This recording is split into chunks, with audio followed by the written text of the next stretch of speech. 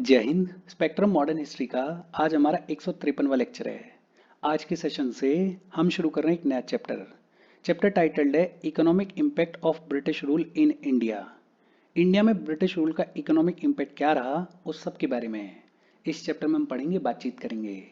आज के सेशन में एक तो हम बात करेंगे डी इंडस्ट्रियलाइजेशन के बारे में, दूसरा हम पढ़ेंगे इम्पॉवरिशमेंट ऑफ पीजेंट्री के बारे में, तीसरा हम बात करेंगे emergence of intermediaries and absentee landlordism के बारे में, और फाइनली हम बात करेंगे कमर्शलाइजेशन ऑफ एग्रीकल्चर के बारे में। इन सभी टॉपिक्स के बारे में आज हमें पढ़ना है, बातचीत करनी है। देखो शुरू करते हैं। अगर बेसिक इंट्रोडक्शन के तौर पे बात करें तो हमारे कंट्री में ब्रिटिशर्स से पहले और बहुत सारे इन्वेडर्स आए। इन इन्वेडर्स के बीच में और ब्रिटिशर्स के बीच में मेजर डिफरेंस क्या था? देखो, ये जितने भी अर्ली इन्वेडर्स हमारे कंट्री में आए, इन्होंने हमारे इकोनॉमी में कोई भी स्ट्रक्चरल चेंजेस नहीं किए। ये जितने भी अर्ली इन्वेडर्स थे, ये आते थे, लूटपाट मचाते थे और वापस चले जाते थे। इन्होंने हमारे इकोनॉमी में कोई भी स्ट्रक्चरल चेंजेस नहीं किए। लेकिन जब ये ब्रिटिशर्स हमारे कंट्री में आएंगे तो ये अपने हिसाब से, ये अपने फायदे के हिसाब से हमारे इकोनॉमी में स्ट्रक्चरल चेंजेस करने की शुरुआत करेंगे। असेंशियली ये जो ब्रिटिशर्स हैं, ये ब्रिटिशर्स हमारे इंडियन इकोनॉमी को एक कॉलोनियल इकोनॉमी में ट्रांसफॉर्म कर देंगे, एक कॉलोनियल इकोनॉमी में बदल देंगे। कॉलोनियल इकोनॉमी का मतलब ब्रिटिशर्स ऐसी पॉलिसीज लेकर आएंगे जो कि उनके फायदे के लिए हैं। ब्रिटिशर्स हमारे इकोनॉमी में ऐसे स्ट्रक्चरल चेंजेस करेंगे जो कि उनके फायदे की हैं। इंडियन फायदे का ध्यान नहीं रखा जाएगा, हमारी कंट्री के लिए क्या बेहतर है उसका ध्यान नहीं रखा जाएगा। इकोनॉमी को कुछ इस तरीके से बदला जाएगा कि जो ब्रिटिश इंटरेस्ट है वो प्राइमरी हो जाएगा। और इसका रिजल्ट क्या होगा वो डेटा दिखाता है। डेटा क्या कहता है कि at the beginning of the 18th century, 18th century की शुरुआत में जब ब्रिटिशर्स के हाथ में थोड़ी बहुत पावर लगने लगी, उस टाइम पे वर्ल्ड इकोनॉमी में इंडिया का शेयर लगभग 23% था। लेकिन जब हमें इंडिपेंडेंस मिला तब हमारा शेयर वर्ल्ड इकोनॉमी में सिर्फ कितना था? सिर्फ 3% था। सोचो, 23% से घट के सिर्फ कितना रह गया? 3% रह गया। सवाल ये आता है कि ऐसा क्या किया गया, ऐसी कौन सी पॉलिसीज लेकर आए ब्रिटिशर्स कि हमारा जो शेयर है वर्ल्ड इकोनॉमी में वो 23% से घट के सिर्फ कितना रह गया? 3% रह गया। उन्हीं ब्रिटिश पॉलिसीज को, उसी इकोनॉमिक इंपैक्ट को इस चैप्टर में हम एनालाइज करेंगे। और इसमें सबसे पहले बात होती है डी इंडस्ट्रियलाइजेशन के बारे में। एक होता है इंडस्ट्रियलाइजेशन, नए नए इंडस्ट्रीज का लगना, इसका उल्टा है डी इंडस्ट्रियलाइजेशन। और ये देखने को मिला हमारे इकोनॉमी में, ये देखने को मिला हमारी कंट्री में। एक पॉइंट ऑफ टाइम ऐसा था कि हमारे आर्टिसंस का, हमारे हैंडीक्राफ्ट्स का पूरे दुनिया में बोलबाला था। हमारे हैंडीक्राफ्ट्स की डिमांड पूरे दुनिया भर की मार्केट में थी। लेकिन over the period of time Britishers ऐसी ऐसी पॉलिसीज लेकर आएंगे कि ये जो हमारे आर्टिसंस हैं, ये जो हमारे हैंडीक्राफ्ट्स हैं, इनको रूइन कर दिया जाएगा, इनको एकदम से खत्म कर दिया जाएगा। डी इंडस्ट्रियलाइजेशन का मतलब decline of traditional industries without simultaneous growth of any modern industry.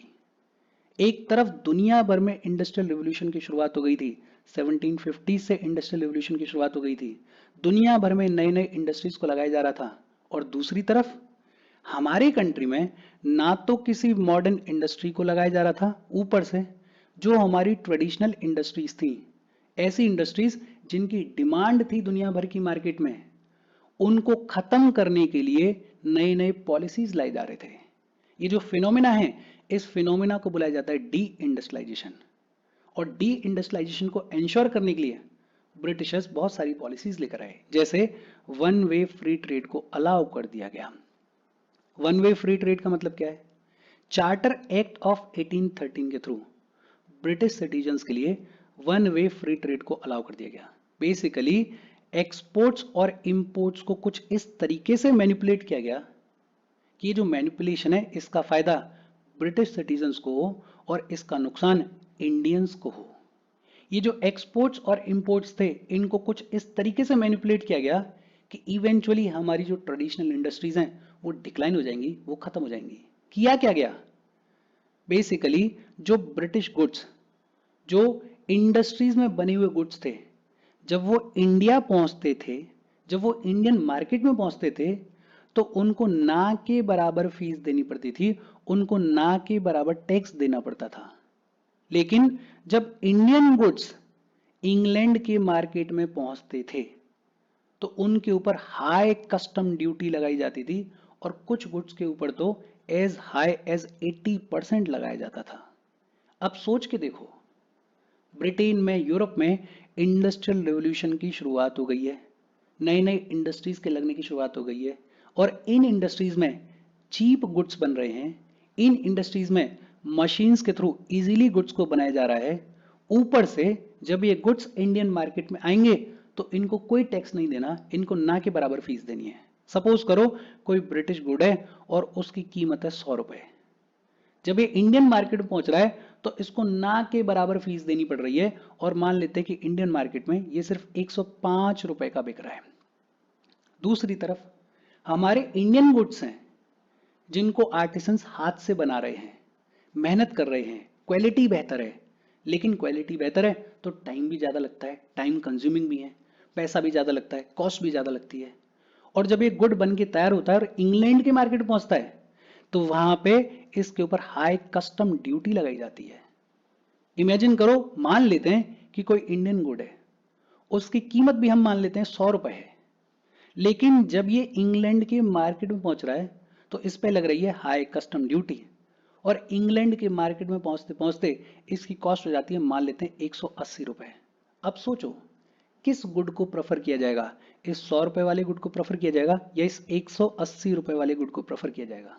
But obvious सी बात है, कोई भी आदमी क्या सोचेगा, कुछ दो चार को छोड़ के क्या ये सस्ता जो है इसको खरीद लेते हैं। सिस्टमेटिकली किया गया ये कि हमारे जो ट्रेडिशनल इंडस्ट्रीज थे उनको खत्म किया गया, और जो ब्रिटिश गुड्स थे उनको प्रमोट किया गया इंडियन मार्केट में। एक्सप्लॉयटेटिव पॉलिसीज लाई गई। खुद ही सोचो कि एक मशीन से बना हुआ चीप कपड़ा है, मशीन से बना हुआ जल्दी बनने वाला कपड़ा है, अब वो इंडियन मार्केट को कैप्चर कर रहा है।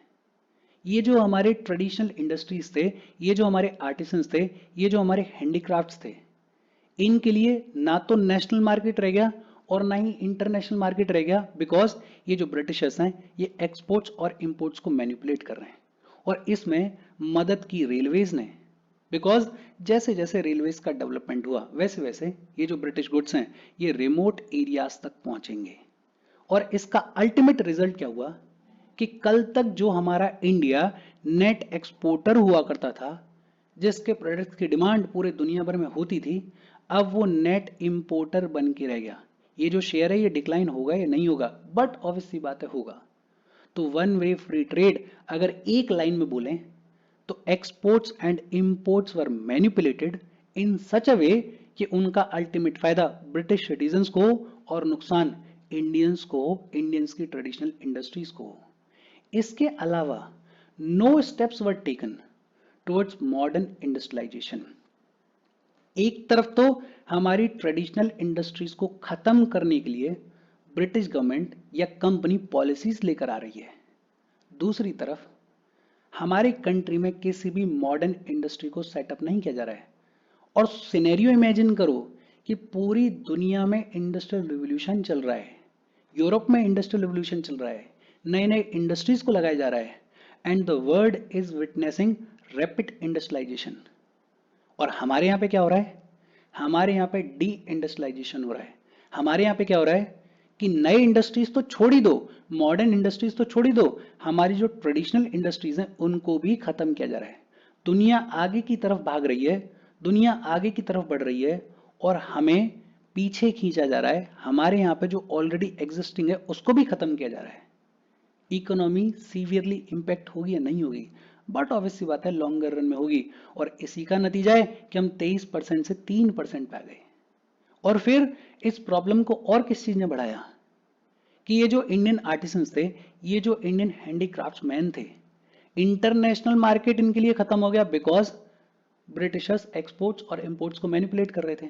घर का मार्केट क्यों खत्म हो गया, एक रीजन तो ये है कि जो इंग्लैंड से आने वाला सस्ता कपड़ा था वो इंडियन मार्केट को फ्लड कर रहा था।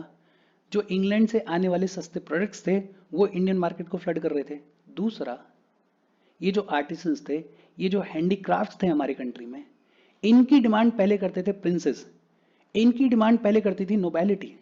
लेकिन अब दिक्कत क्या हो रही है कि जो प्रिंसेस हैं, ये जो नोबैलिटी के लोग हैं, इनके पास में अब ना तो पावर है ना उतना पैसा है, तो ये लोग अफोर्ड ही नहीं कर सकते हैं। पहले तो बोल देते थे कि जितना पैसा लगता है लगे, लेकिन आप बनाओ बढ़िया सा मुकुट, आप बनाओ बढ़िया कपड़े, आप बढ़िया डिजाइन तैयार करो, क्योंकि तब पैसा था।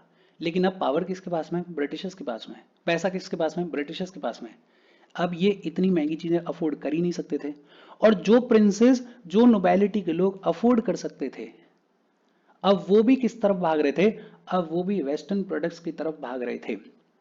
बिकॉज इनको भी सिस्टमेटिकली बताया जा रहा था, इनके भी दिमाग में सिस्टमेटिकली डाला जा रहा था कि यार इंग्लिश कल्चर बेहतर है, यार इंग्लिश कल्चर सुपीरियर है, और ये जो हमारा इंडियन कल्चर है ये तो इंफीरियर है। इनको भी सिस्टमेटिकली बताया जा रहा था कि आप लोगों को ब्रिटिशर से सीखने की जरूरत है। आपको तो सेल्फ गवर्नेंस तक नहीं आता है, इंडस्ट्रीज की तो बात छोड़ ही दो।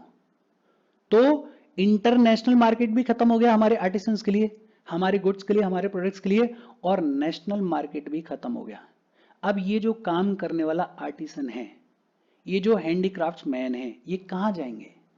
इनके पास में शहरों में कोई काम नहीं बचा है, और इसका रिजल्ट हुआ रूरलाइजेशन। एक तरफ डी इंडस्ट्रियलाइजेशन हो रहा है, सोचो स्थिति कितनी खराब है कि एक तरफ डी इंडस्ट्रियलाइजेशन हो रहा है और दूसरी तरफ इस डी इंडस्ट्रियलाइजेशन की वजह से रूरलाइजेशन देखने को मिल रहा है। ये जो आर्टिसन कल तक शहर में काम करता था, पैसे कमाता था, अब उसके पास में शहर में कोई काम नहीं है। अब वो क्या करेगा? अब वो अपने गांव की तरफ भागेगा। और गांव जाके क्या करेगा? गांव में कौन सी फैक्ट्री है? गांव जाके एक ही काम करेगा, वो है एग्रीकल्चर। लेकिन एग्रीकल्चर तो ऑलरेडी हो ही रहा था। अब ये एक और आदमी आ जाएगा एग्रीकल्चर करने के लिए, तो लैंड के ऊपर प्रेशर इंक्रीज होगा या नहीं होगा? बट ऑब्वियसली बात होगा। आज भी स्थिति आपने पढ़ी होगी, हमारे यहाँ पे हिडन अनएम्प्लॉयमेंट चलता है। एग्रीकल्चर में जरूरत होगी 4 लोगों की, लेकिन लगे होंगे 8 लोग। जरूरत होगी कि भाई 2 लोग काम कर सकते हैं, लेकिन लग रहे होंगे 10 लोग। देखने में ऐसा लगेगा कि 10 लोग एम्प्लॉयड हैं, लेकिन अगर आप इवेंचुअली देखो तो 8 लोग अनएम्प्लॉयड हैं उसमें, जिनकी जरूरत नहीं है वो काम कर रहे हैं। और वही फिनोमिना यहां पे देखने को मिला। इसकी वजह से लैंड के ऊपर, एग्रीकल्चर के ऊपर प्रेशर इंक्रीज हो गया। तो बहुत सिस्टमेटिक तौर पे हमारी ट्रेडिशनल इंडस्ट्रीज को खत्म किया गया, और it eventually resulted into deindustrialization. ये डी इंडस्ट्रियलाइजेशन क्या है? It is decline of traditional industries without simultaneous growth of any modern industry. Hopefully आपको ये समझ में आया होगा, और ये इंपॉर्टेंट है, इसको दिमाग में रखना। अच्छा, हम आगे बढ़ें उससे पहले वीडियो पे लाइक के बटन को दबा दो। लाइक दबाना जरूरी है, यूट्यूब ऐसे ही फंक्शन करता है। जब आप वीडियो पे लाइक के बटन को दबाते हो तो यूट्यूब वीडियो को कंसिडर करता है और थोड़ा सा पुश कर देता है। तो लाइक का बटन दबा दो, शेयर कर दो अपने सोशल मीडिया हैंडल्स पे, व्हाट्सएप वगैरह पे अपने फ्रेंड्स को। जो भी लोग इसमें इंटरेस्टेड हैं, इससे रिलेटेड पढ़ाई कर रहे हैं, उनको शेयर कर दो। अगर चैनल को सब्सक्राइब नहीं किया है तो फॉर श्योर चैनल को सब्सक्राइब कर लो। और अगर आप केपेबल हो, हेल्प करना चाहते हो, तो आप हमें हेल्प कर सकते हो by clicking on the join button, या फिर आप कंट्रीब्यूट कर सकते हो क्यूआर कोड को स्कैन करके। अच्छा, डी इंडस्ट्रियलाइजेशन किया गया। दूसरा, इम्पॉवरिशमेंट ऑफ पीजेंट्री देखने को मिला। ये जो पीजेंट्स थे, इनके कॉन्टेक्स्ट में ऐसी ऐसी पॉलिसीज लाई गई कि इनको पॉवर्टी में धकेला गया। देखो, जो ब्रिटिश गवर्नमेंट थी, जो कंपनी थी, उसका इकलौता इंटरेस्ट था कि हमें कैसे भी करके रेंट बढ़ाना है, हमें कैसे भी करके पैसा कमाना है, हमें कैसे भी करके रेवेन्यू में अपने शेयर को इंक्रीज करना है। और इसी आइडिया के चलते 1793 में कॉर्नवालिस ने परमानेंट सेटलमेंट सिस्टम को इंट्रोड्यूस कर दिया था। ये जो परमानेंट सेटलमेंट सिस्टम है, इसमें जमींदार्स को लैंड का ओनर बना दिया गया था, लेकिन बात यह भी की गई थी कि आप अपनी लैंड को मोर्टगेज कर सकते हो, आप अपनी लैंड को बेच सकते हो, आप अपनी लैंड को ट्रांसफर भी कर सकते हो। और जब ये ट्रांसफरेबिलिटी आ जाएगी तो कल तक जो ट्रेडिशनल राइट्स हुआ करते थे लैंड के ऊपर, ये खत्म हो जाएंगे, और जो टेनेंट्स हैं वो इनसिक्योर हो जाएंगे। कल तक क्या था? बेचारा जो टेनेंट था कम से कम उसके पास में सिक्योरिटी थी कि यार ये खेती मेरे पास ही रहेगी, मैं ही इसको करने वाला हूँ। लेकिन अब जमींदार के हाथ में सारी पावर है और जमींदार जब चाहे तब इन टेनेंट्स को निकाल सकता है, लैंड को ट्रांसफर कर सकता है। अगर ऐसा होगा तो ये जो बेचारा टेनेंट है ये इनसिक्योर होगा या नहीं होगा? बट ऑब्वियसली बात है, होगा। और सोच के देखो, सरकार लेकर आ गई है परमानेंट सेटलमेंट सिस्टम। इस परमानेंट सेटलमेंट सिस्टम में सरकार ने क्या बोल दिया है कि भैया आपको 10/11 ऑफ द प्रोड्यूस रेंट के तौर पे देना होगा, आपको पैसे के तौर पे देना होगा ब्रिटिश गवर्नमेंट को। सरकार ने इस जमींदार को बोल दिया कि हमें एक पर्टिकुलर अमाउंट आपको देना ही देना है। सनसेट लॉ अगर आपको याद हो तो इसी परमानेंट सेटलमेंट सिस्टम में बात की जाती है उसके बारे में। सरकार ने तो बोल दिया जमींदार को कि हमें तो इतना पैसा चाहिए ही चाहिए। सरकार को अब कोई मतलब नहीं है। सरकार को पता है कि ये जो जमींदार है ये अपने आप कहीं से भी पैसा लेकर आएगा। सरकार का पीछा छूटा। अब सरकार लैंड प्रोडक्टिविटी के ऊपर ध्यान देगी या नहीं देगी? बट ऑब्वियस सी बात है, नहीं देगी।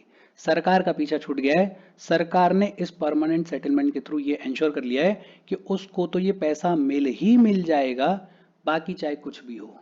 तो सरकार एग्रीकल्चर को डेवलप करने के लिए, लैंड को प्रोडक्टिव बनाने के लिए अब कोई इंटरेस्ट नहीं दे रही है। दूसरी तरफ ये जो जमींदार है इसकी पावर इंक्रीज हो गई है, बिकॉज अब ये लैंड का ओनर बन गया है, अब ये लैंड का मालिक बन गया है। और इस जमींदार को सरकार ने बोला हुआ है कि इतना शेयर तो आपको देना ही देना होगा। तो अब ये जमींदार क्या करेगा? ये जमींदार पीजेंट्स को एक्सप्लॉइट करेगा। ये जमींदार क्या करेगा? ये जमींदार जब चाहेगा तब टेनेंट को बाहर निकालेगा। ये जमींदार क्या करेगा? ये इलीगल ड्यूज डिमांड करेगा, पीजेंट्स की जेब से पैसा खींचेगा। ये जमींदार क्या करेगा? ये पीजेंट्स को फोर्स करेगा बेगार के लिए, ये पीजेंट्स को फोर्स करेगा अनपेड लेबर के लिए। सोच के देखो, ये जमींदार कोई हल्का आदमी नहीं है, ये भी तगड़ा आदमी है। इसके पास में भी पावर है और ये अपनी पावर को यूज करेगा पीजेंट्स को एक्सप्लॉइट करने के लिए। और जब ये जमींदार पीजेंट्स के ऊपर प्रेशर डालेगा तो ये पीजेंट्स बेचारे कहाँ जाएंगे? ये पीजेंट्स बेचारे जाएंगे मनी लेंडर्स के पास में। मनी लेंडर्स को बोलेंगे कि भैया जमींदार हमसे पैसे मांग रहा है, आप हमें पैसा दे दो, हमें हमारा काम चलाना है, पीजेंट का जो उधारी है, जो कर्जा है, उसको चुकाना है। ये मनी लेंडर बड़ा शाना आदमी, पैसे तो देगा, लेकिन ये मनी लेंडर भी पीजेंट्स को एक्सप्लॉइट करेगा। ये जो मनी लेंडर है ये पीजेंट से हाई इंटरेस्ट रेट चार्ज करेगा। ये जो मनी लेंडर है ये इन पीजेंट्स को एक्सप्लॉइट करेगा। तो ये जो मनी लेंडर है ये भी पीजेंट्स को एक्सप्लॉइट करेगा। सोचो, ना सरकार को कोई मतलब एग्रीकल्चर की प्रोडक्टिविटी से, लैंड की प्रोडक्टिविटी से, ना जमींदार को कोई मतलब, और ना इस मनी लेंडर को कोई मतलब। इन तीनों का एम क्या है कि किसी भी तरीके से पैसा निकालो। मनी लेंडर अपने लेवल पे एक्सप्लॉइट कर रहा है पीजेंट को, जमींदार एक्सप्लॉइट कर रहा है। क्यों? क्योंकि उसको एक पर्टिकुलर अमाउंट सरकार को भेजना है और सरकार को तो कोई मतलब है ही नहीं। सरकार ने तो बोल ही दिया जमींदार को कि भैया इतना पैसा आपको देना ही देना है, नहीं दोगे तो आपकी जमीन छीन ली जाएगी। मतलब इवेंचुअली जितना भी बर्डन है वो किसके ऊपर पड़ रहा है? वो पीजेंट्स के ऊपर पड़ रहा है। और ये जो पीजेंट्स हैं इनको बहुत सिस्टमेटिक तौर पे पॉवर्टी के अंदर धकेला जा रहा है। ये जो पीजेंट है इसको सरकार भी एक्सप्लॉइट कर रही है, जमींदार भी एक्सप्लॉइट कर रहा है, मनी लेंडर भी एक्सप्लॉइट कर रहा है, और जो थोड़ा बहुत बच गया वो पूरा कर देते थे फेमाइंस, वो पूरा कर देते थे स्कैरसिटी ऑफ प्रोडक्शन। मतलब ये जो पीजेंट है ये चारों तरफ से पीटा जा रहा है। ये देखने को मिलेगा कि ये जो नीचे तबके के पीजेंट्स हैं ये पॉवर्टी में बहुत सिस्टमेटिकली धकेले जाएंगे। तो इम्पॉवरिशमेंट ऑफ पीजेंट्री देखने को मिला। इसके अलावा इमरजेंस ऑफ इंटरमीडिएटरीज देखने को मिला, एब्सेंटी लैंडलॉर्डिज्म देखने को मिला, and the ruin of old zamindars देखने को मिला। देखो, 1793 में लाया गया था परमानेंट सेटलमेंट और 1820 में लाया जाएगा रैयतवारी सेटलमेंट। इसके बीच में सिचुएशन इतनी बदली कि 1815 आते आते half of the total land in Bengal had passed into new hands.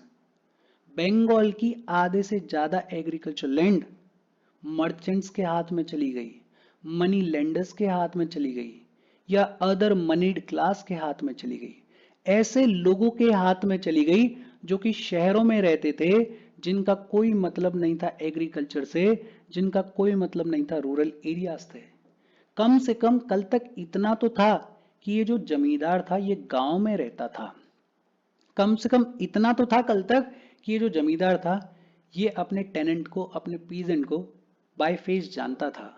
कम से कम कल तक इतना तो था कि ये जो जमींदार था ये कम से कम गांव को जानता था, रूरल एरिया में वहीं पर रहता था। लेकिन 1815 आते आते सिचुएशन ऐसी हो गई कि ये जो एग्रीकल्चर लैंड है ये ऐसे लोगों के हाथ में चली गई जिनका रूरल एरिया से कोई मतलब नहीं है, जिनका एग्रीकल्चर से कोई मतलब नहीं है, जो आराम से शहर में रह रहे हैं, जो एग्रीकल्चर की तरफ ध्यान ही नहीं देते हैं। और इसकी वजह से क्या देखने को मिला? लैंड ग्रैबिंग देखने को मिली, जमीन हड़पना, जमीन छीनना वो देखने को मिला। पुरानी मूवीज में आपने देखा होगा कि शहर में रहने वाला बड़ा सेठ साहूकार आदमी अपने लोगों के थ्रू गांव की जो जमीन है उसको हड़प लेता था, वो देखने को मिला। सब इन्फ्यूडेशन देखने को मिला। सब इन्फ्यूडेशन का मतलब एक आदमी टाउन में बैठा हुआ है, एक मर्चेंट टाउन में बैठा हुआ है, इसकी सारी जमीन है, इसको नहीं पता रूरल एरिया के बारे में, इसको नहीं पता एग्रीकल्चर के बारे में। तो ये क्या बोल रहा है? ये किसी गांव के लैंडलॉर्ड को बोल रहा है कि मेरे ब्याह पे जमीन, मेरे ब्याह पे खेती तुम करोगे। और लैंडलॉर्ड को बोल रहा है कि एक पर्टिकुलर अमाउंट मेरे पास तक पहुंच जाना चाहिए। ये जो लैंडलॉर्ड है ये भी कोई हल्का आदमी नहीं है। अब ये क्या कर रहा है? ये बोल रहा है कि यार मैं भी इतना प्रॉब्लम क्यों लूं। इसने अपने नीचे और 3 लोग खड़े कर दिए जो ठीक ठाक थे गांव में, और उनको बोल दिया कि भाई साहब मेरे ब्याह पे ये जो खेती है इसको तुम 3 लोग संभालोगे और मुझे एक पर्टिकुलर अमाउंट तुम्हें भेजना ही भेजना है। और इस सब का प्रॉब्लम किसको होगा? इस सब का प्रॉब्लम होगा अल्टीमेटली पीजेंट को। कल तक कम से कम एक जमींदार, एक मनी लेंडर एक्सप्लॉइट कर रहा था इन पीजेंट्स को, लेकिन अब एक कोई लैंडलॉर्ड है या ये कहें कि एक कोई मर्चेंट है जो कि शहर में बैठा हुआ है, जिसके हाथ में पूरी जमीन है, उसके नीचे एक लैंडलॉर्ड है, उसके नीचे 3 और लोग हैं। अब टोटल 5 लोग इस पीजेंट को परेशान करेंगे, इस पीजेंट को एक्सप्लॉइट करेंगे। और सबका एम क्या है? सबका एम ये है कि पीजेंट को एक्सप्लॉइट करके पैसा निकालो ज्यादा से ज्यादा। एब्सेंटी लैंडलॉर्डिज्म देखने को मिला। एब्सेंटी लैंडलॉर्डिज्म का मतलब कि ये जो लैंडलॉर्ड है, ये जो मर्चेंट है, इनका कोई लेना देना ही नहीं है एग्रीकल्चर से। ये देखने भी नहीं आ रहे हैं एग्रीकल्चर को, ये देखने भी नहीं आ रहे हैं कि यार वाकई में ये जो पीजेंट है इसकी स्थिति भी है क्या देने की या नहीं। क्या पता एग्रीकल्चर अच्छा ना हुआ हो, इनको कोई मतलब नहीं है। इनको मतलब है अपने पैसे से। और ये जो ओवरऑल बर्डन है वो किसके ऊपर पड़ा?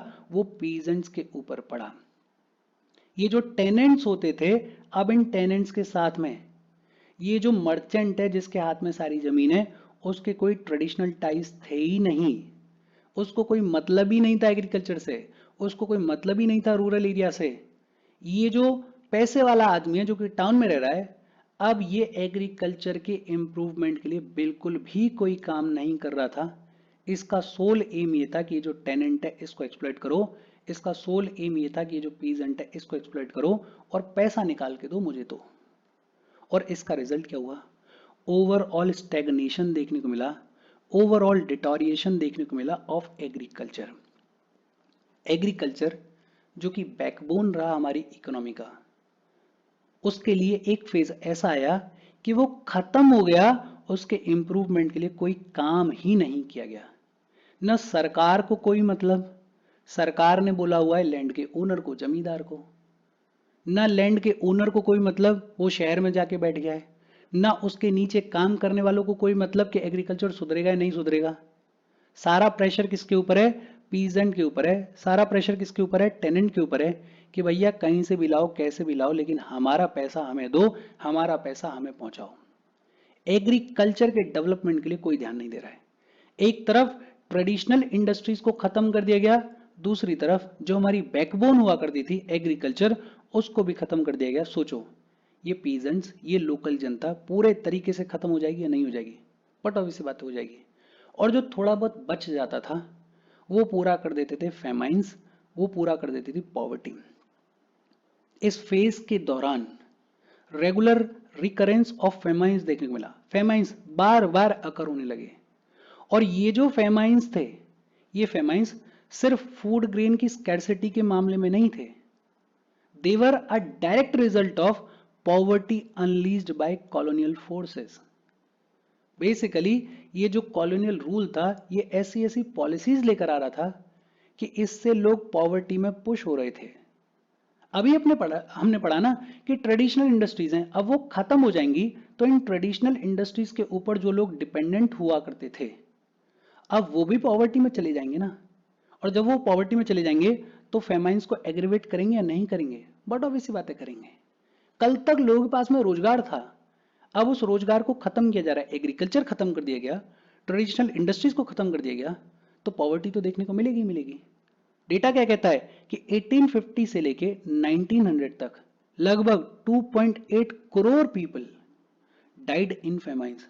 2.8 करोड़ पीपल, सोच के देखो इतने लोग फेमाइंस में मारे गए। कितना एक्सट्रीम लेवल की पॉलिसीज होंगी, कितना एक्सप्लॉइटेटिव नेचर की पॉलिसीज होंगी। और फिर जो थोड़ा बहुत ध्यान दिया गया एग्रीकल्चर पे, वो ध्यान इंडियन फार्मर्स के फायदे के लिए नहीं दिया गया, वो ध्यान इंडियन पीजेंट्स के फायदे के लिए नहीं दिया गया, वो ध्यान दिया गया कमर्शियलाइजेशन ऑफ इंडियन एग्रीकल्चर के पीछे। इंडियन एग्रीकल्चर को कमर्शियलाइज किया गया।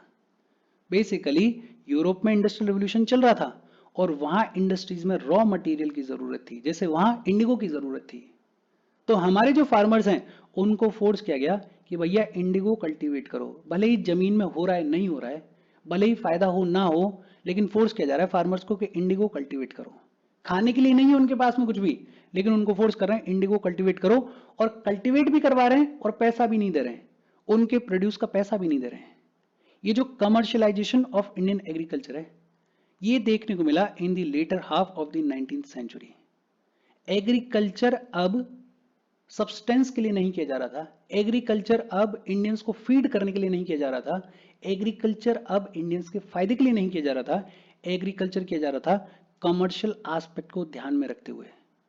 कुछ स्पेशलाइज्ड क्रॉप्स को प्रमोट किया गया, और ये ऐसे क्रॉप्स थे जो कि यूज किए जाएंगे नेशनल मार्केट में और इंटरनेशनल मार्केट में बेचने के लिए। स्पेशलाइज्ड क्रॉप्स जैसे कॉटन प्रमोट किया गया, जूट प्रमोट किया गया, टी प्रमोट की गई, कॉफी वगैरह प्रमोट की गई।